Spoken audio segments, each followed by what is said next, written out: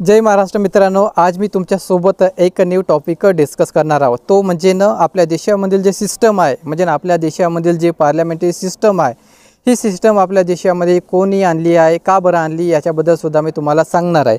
तर आपल्या जे देशामध्ये जे सिस्टम आहे त्याला आपण पार्लमेंटरी डेमोक्रॅटिक सिस्टम म्हणतो। ओके, आणि ही जी सिस्टम आहे ही ना कम्प्लीटली पार्लमेंटरी आहे, नाही कम्प्लीटली डेमोक्रॅटिक आहे। तर ही एक ॲरिस्टोक्रॅटिक सिस्टम आहे। ॲरिस्टोक्रॅटिक सिस्टम म्हणजे काय, तर आणि इंग्रजांनी ही जी ॲरिस्टोक्रॅटिक सिस्टम आहे किंवा जी पार्लमेंटरी डेमोक्रॅटिक सिस्टम आहे, ही सिस्टम इंग्रजांनी आपल्या देशामध्ये का बरं बनवली होती, याचा मागचा एक उद्देश आहे ते मी तुम्हाला सांगते।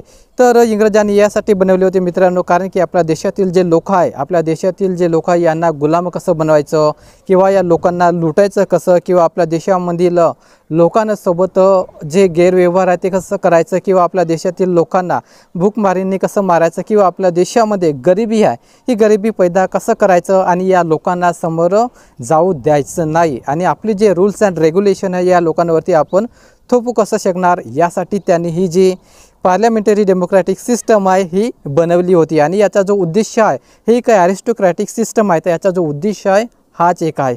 आणि आपल्या देशात दुर्दैव असं आहे की ही जी सिस्टम आहे ती आता पण आपल्या देशामध्ये कंटिन्युअसली रन करत आहे।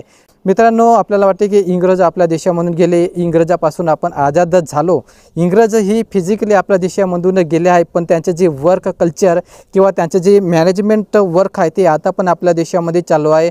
रूल्स अँड रेग्युलेशन आहे, त्यांचं जे जस्टिस आहे ते पण आपल्या देशामध्ये आहे, आणि लॉ अँड ऑर्डर हे पण त्यांचं आपल्या देशामध्येच आहे। म्हणजे त्यांचं जे काम करण्याची जी पद्धत होती ती आज पण आपल्या देशामध्ये आहे। इंग्रज फक्त आपल्या देशामधून गेले, पण त्यांचे कायदे कानून आपल्या देशामध्ये आहे, आणि यांना चालवणारे कोण आहे, इंग्रज अगोदर चालवत होते, पण आज ही जी सिस्टम आहे ही सिस्टम आपल्या देशातील जे लीडर्स आहे, ज्याला आपण पॉलिटिकल लीडर्स म्हणतो किंवा त्याला आपण नेते म्हणतो। ओके, हे नेते लोक ते आपल्या देशामध्ये ही सिस्टम चालवत आहे, आणि त्यांची जी मनस्थिती, इंग्रजांची जी मेंटॅलिटी होती तीच मेंटॅलिटी आपल्या देशातील नेते लोकांची आहे। कारण की हे सुद्धा आपल्या देशातील लोकांचा विचार करत नाही, ते फक्त पैसे किती कमवायचे, कुठून कमवायचे हेच फक्त ते विचार करतात, आणि त्यांचा जो उद्दिष्ट आहे, त्यांचा जो हेतू आहे फक्त ते पैसे कमवण्याचाच आहे, जसा इंग्रज लोकांचा होता।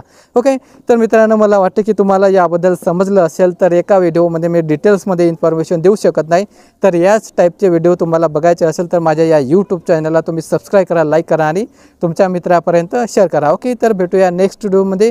जय हिंद, जय भारत, जय महाराष्ट्र।